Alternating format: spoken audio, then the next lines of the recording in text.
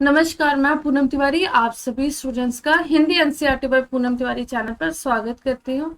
आप सभी का अभिनंदन करती हूँ, वंदन करती हूँ। उम्मीद करती हूँ कि आप सभी की पढ़ाई बहुत जबरदस्त तरीके से चल रही होगी।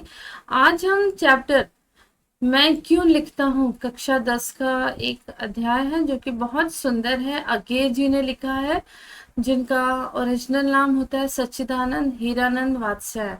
इनका जो बर्थ था सन 1911 में हुआ था और इनकी मृत्यु 1987 ईस्वी में हो जाती है। बहुत बड़े महान लेखक थे ये। बहुत अच्छे अच्छे इन्होंने अपनी लेखनी की है और अपने इस समाज पर, हमारे समाज पर बहुत ही गहरा छाप छोड़ा है। तो इस चैप्टर के आज हम लोग इम्पोर्टेंट क्वेश्चन आंसर्स की सीरीज करेंगे, जरूर इसे पढ़ लेना। लेखक के अनुसार प्रत्यक्ष अनुभव की अपेक्षा अनुभूति उनके लेखन में कहीं मदद करती है। क्यों? लेखक का मानना है कि प्रत्यक्ष अनुभव से बाहर से एक दबाव पड़ता है, परंतु यह दबाव इतना भी ज्यादा नहीं होता कि लेखक लिखने के लिए झकझोर दे। जबकि दूसरी ओर अनुभूति एक ऐसी चीज होती है, ठीक है, जो अनुभूति होती है वो एक ऐसी चीज होती है जो कि अंदर से मन को झकझोर देती है। हमारी एक्सपीरियंस, कुछ चीजें जब हम लिखते हैं ना तो हमें बाहरी कोई भी ताकत हमें मजबूर नहीं करती लिखने के लिए। और एक लेखक तभी अच्छा लिख सकता है जब वो अंदर से एकदम से मोटिवेट हो, उसे कोई अनुभूति, कुछ एक्सपीरियंस हुआ हो जिसने उसके मन को झकझोर के रख दिया हो। तो वो सारी बातें होती हैं, तभी वो एक अच्छा लिख सकता है। और जब तक कोई इंसान इंटेंसली मोटिवेटेड नहीं होता, अंदर से मोटिवेट नहीं होता, तब तक वो कोई कार्य में उसे सफलता की ओर वो अग्रसर नहीं हो सकता है और लिखने के लिए आंदोलित होता है, साथ ही नई रचना का निर्माण भी करता है। नेक्स्ट क्वेश्चन है, लेखक ने अपने आपको हिरोशिमा के विस्फोटक का भोक्ता कब और किस तरह महसूस किया? ठीक है, तो ये वाला क्वेश्चन आपका इम्पॉर्टेंट है, इसे मार्क कर लेना। और इसका फर्स्ट क्वेश्चन भी यहाँ पर इम्पॉर्टेंट था। पढ़ो सारे क्वेश्चंस, लेकिन जो इम्पोर्टेंट वाले मैं आपको बता रही हूँ इसको थोड़ा अच्छे से पढ़ लेना। लेखक पहले ही हिरोशिमा में हुए बम विस्फोट के परिणामों को अखबारों में पढ़ चुके थे। जब लेखक जापान गए तो वहां पर हिरोशिमा के अस्पतालों में घायल उन लोगों को देखा जो कि उस परमाणु अणुबम के प्रभाव के प्रत्येक रूप में देखे थे। और उनकी अनुभूति देखकर उनकी अनुभूति नहीं हुई, इसलिए भोक्ता नहीं बन सके। फिर एक दिन वही सड़क पर घूमते हुए जले हुए पत्थर पर एक लंबी उजली काया देखी। उस उजली काया को देखकर विज्ञान का छात्र रहे लेखक सोचने लगे कि विस्फोटक के समय कोई वहां खड़ा रहा होगा। और जैसे ही रेडियोधर्मी पदार्थ की किरणें उस व्यक्ति के ऊपर गई होंगी तो किरणें आगे बढ़कर पत्थर को झुलसा दी होंगी और आदमी को भाप बनाकर उड़ा दिया होगा। इस प्रकार से ये सारी घटना जैसे पत्थर पर लिखी हुई है। वो पत्थर उनको इतना ज्यादा प्रभावित कर गया, उसको देखकर। वो लेखक क्या थे? साइंस स्टूडेंट थे। तो जब उन्होंने देखा तो उनके मन पर इतना गहरा असर पड़ा कि बता, इस तरह से ये कहानी हुई होगी।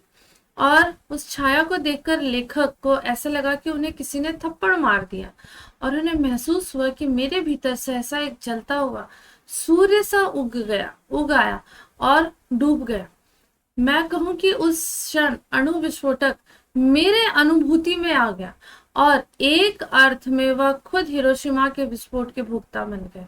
तो वो पत्थर पर जिस तरह से एक काया आ गई थी, वहां पर दिखाई दे रही थी किसी इंसान की, उसको देखकर उन्हें एक ऐसा लगा कि उनकी आंखों के सामने एक पिक्चर चल पड़ी, एक मूवी चल पड़ी है।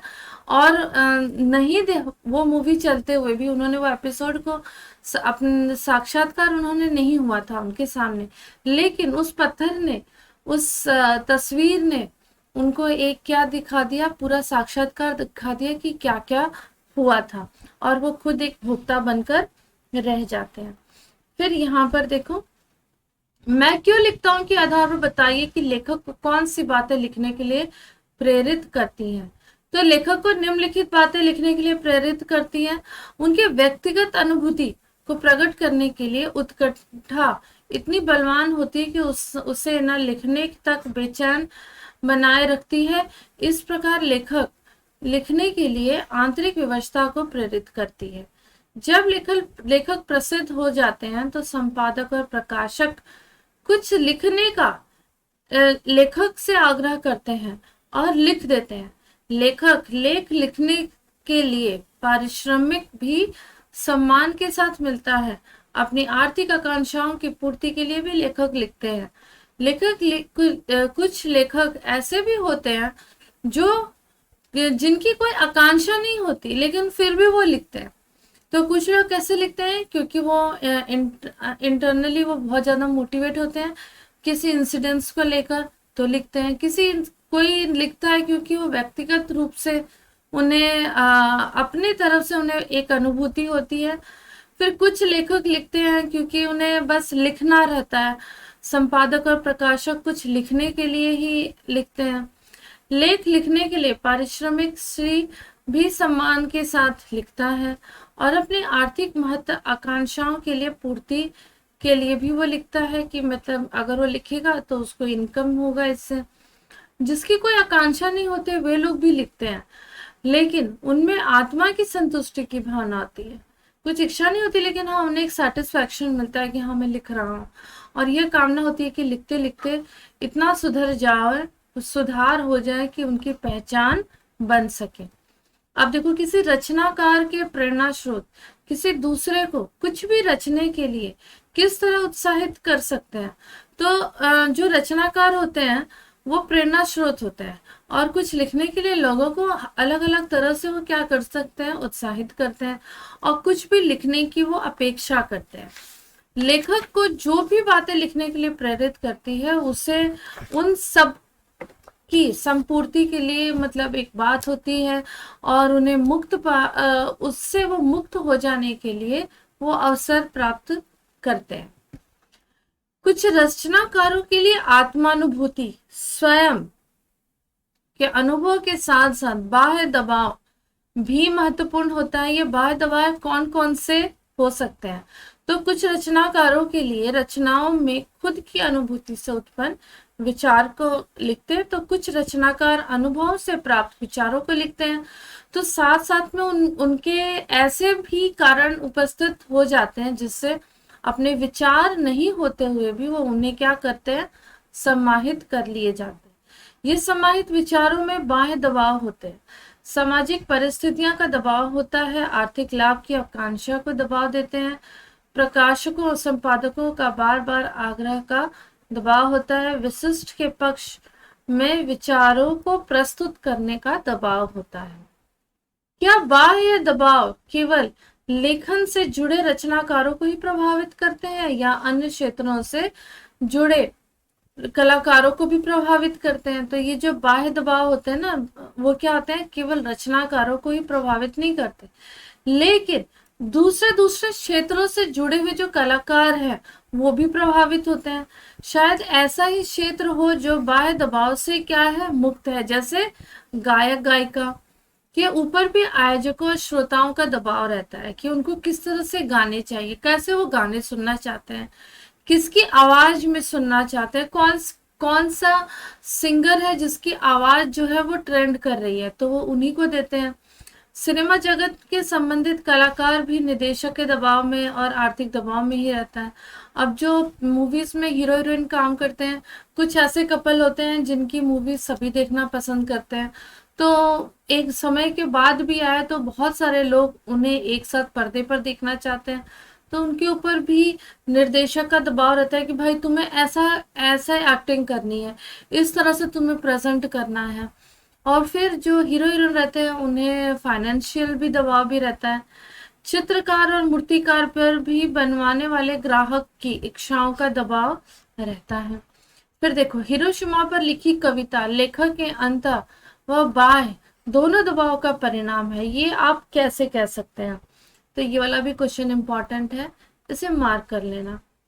फिर हिरोशिमा पर लेखक द्वारा जो उन्होंने कविता लेखक के हृदय के जो लेखक ने लिखी है वो उनके हृदय की अनुभूति, भाव और शब्दों में क्या है, जीवंत है। केवल कवि ने हिरोशिमा के भयंकर रूप को देखा था और वहां के आहत लोगों को भी देखा था। उस दृश्य को देखकर लेखक के मन में उन लोगों के प्रति सहानुभूति तो उत्पन्न हुई होगी, किंतु व्यक्तिगत त्रासदी नहीं बनी। लेखक को कौन सी चीज सबसे ज्यादा ये कर गई थी, मन को उनके छू गई थी? वो पत्थर पर जो मनुष्य की काली छाया को देखा तो वो उनके हृदय से अणु बम की तरह विस्फोट का प्रतिरूप त्रासदी बनकर सामने आया। वही त्रासदी जीवंत हुई और कविता के रूप में परिवर्तित हो गई। अब हिरोशिमा पर जो कविता लिखी गई थी वो दबाव का परिणाम थी, और ये जो दबाव था इतना हो सकता था कि जापान से लौटने पर लेखक अभी तक कुछ लिख ही नहीं पाए और इससे प्रभावित हुए होंगे, और उन्होंने क्या किया था, एक कविता लिख डाली। तो कुछ भी, जैसा कि मैंने बताया आप लोगों को, इंसान को ना उनके अनुभव, उनके एक्सपीरियंस जो लाइफ में होते हैं, या कोई ऐसी घटना हो जाती है जो उनके मन को छू जाती है, तभी इंसान कोई चीज, कोई कहानी, कोई कविता लिख सकता है। हिरोशिमा की घटना विज्ञान का भयानकतम दुरुपयोग है। आपकी दृष्टि में विज्ञान का दुरुपयोग कहाँ कहाँ तक, किस तरह से हो सकता है, ये भी क्वेश्चन इम्पॉर्टेंट है। तो जिसने संपूर्ण मानवता को हिलाकर रख दिया, यह विज्ञान का बहुत ही भयानक दुरुपयोग था। यदि इस अणुबम का विज्ञान द्वारा पुनः प्रयोग होता है तो संपूर्ण सृष्टि के नष्ट होने की संभावना बनी रहेगी। विज्ञान ने दुरुपयोग के क्षेत्रों पर विस्तार कर लिया है और यह केवल सुख सुविधाओं का आधार नहीं रह गया।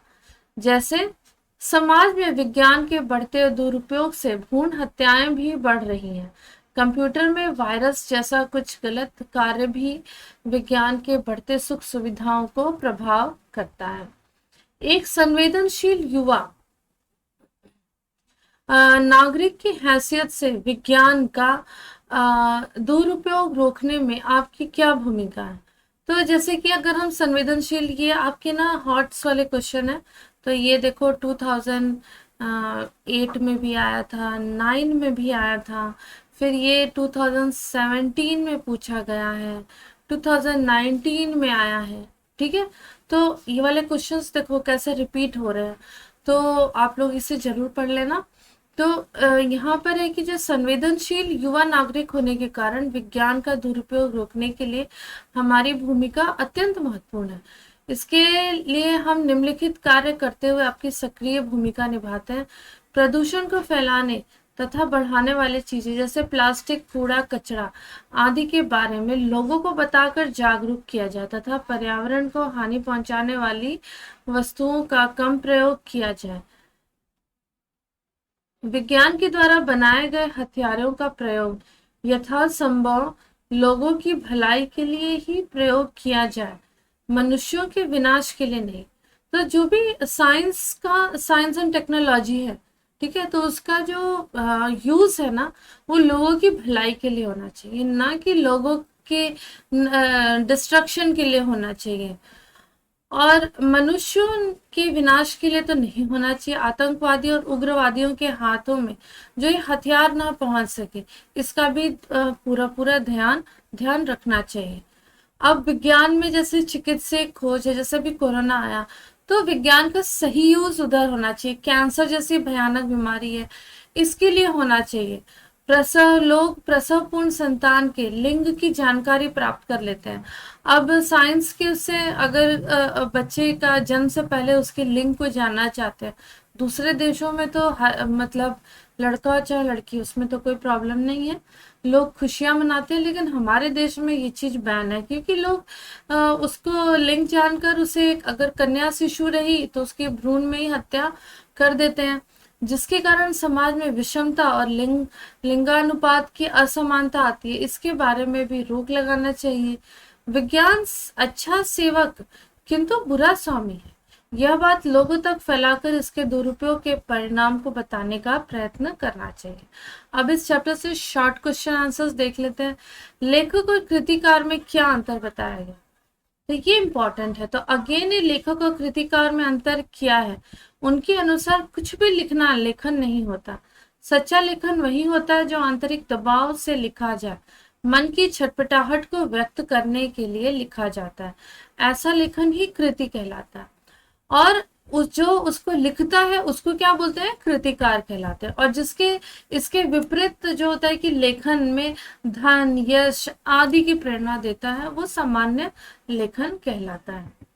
बाहरी दबाव भीतरी उन्मेष किस प्रकार से बनता है? ये भी क्वेश्चन इंपॉर्टेंट है। तो कई बार प्रकाशक, संपादक या धन के आग्रह से लिया गया जो साहित्य होता है वो मन की अनुभूति को क्या करता है? एक्सपीरियंस को जगा देता है। और तभी जो संपादक का आग्रह या धन की इच्छा को क्या रहता है, वो वहां पर इम्पोर्टेंस नहीं रह जाता। लेकिन जो केवल सहायक यंत्र ही क्या रहता है, वही काम आता है। और इसी के बहाने लेखक के मन में जो किसी भावना का सच्चा उन्मेष हो जाता है, उसकी कृति की रचना कर लेता है। लेखक के लिए स्वभाव और आत्मानुशासन का महत्व क्या है और कैसे है? तो यदि लेखक का स्वभाव से लेखन के प्रति तत्पर है तो वह समय पर रचना कर लेता है, परंतु यदि उसका स्वभाव आलसी है तो वो बराबर किसी बाहरी दबाव की प्रतीक्षा करता रहता है। यदि कोई प्रकाशक, संपादक, प्रशंसक या धन की प्रेरणा उसे प्रेरित नहीं करती तो वह रचना नहीं कर सकता। इसलिए कहा गया है कि लेखक के स्वभाव में आत्मानुशासन का मतलब खुद के लिए रेस्पेक्ट और फिर डिसिप्लिन होना बहुत जरूरी होता है। प्रत्यक्ष अनुभव और अनुभूति में क्या अंतर है? ये भी इम्पोर्टेंट क्वेश्चन है। देखो ये डेट मैंने 2012 दिया, लेकिन ये आगे भी पूछे गए हैं, तो यहाँ पर उतने सारे डेट देना पॉसिबल नहीं था, इसलिए मैंने आपको डेट दिया नहीं है। वैसे अगर मैं आपको बता दूं तो ये 2017 में भी पूछा गया है और 2019 में भी ये आया हुआ है। तो प्रत्यक्ष अनुभव सामने घटी व्यवस्था घटना का होता है। यदि आवश्यक नहीं तो वह अनुभव देखने वाले के मन में गहरी अनुभूति जगा जाए। अनुभूति आंतरिक होती है, इंटरनल होती है, और किसी के भी मन को किसी भाव की गहरी व्याकुलता क्या होती है? जाग उठती है। तो उसी को हम क्या बोलते हैं? अनुभूति कहलाते हैं। अनुभूति से ही लिखने की प्रेरणा जागती है। अज्ञेय हिरोशिमा के विस्फोटक के भोक्ता कब बन गए? जब उन्होंने हिरोशिमा में एक पत्थर पर छपी हुई मानव की छाप देखी, उसकी छाया को देखा, और मानव बम विस्फोट में भाप बन गया होगा। उसकी छाया पत्थर पर छप गई। इसी दृश्य को देखकर कवि के मन में विस्फोट की भयंकरता, कि कितनी भयानक तरीके से विस्फोट हुआ था, उसका उनको साक्षात्कार हो गया। अब देखो लेखक के लिए कविता के सर्वाधिक महत्वपूर्ण बात क्या है? तो महत्वपूर्ण बात यह कि उसका अनुभूति से उपजना। यदि कोई कविता कवि में कमी निकालता है, ठीक है, यदि कोई कविता कवि के कमी निकालता है तो वो सफल है, वरना असफल है। कि समी निकालता है, सॉरी, ठीक है।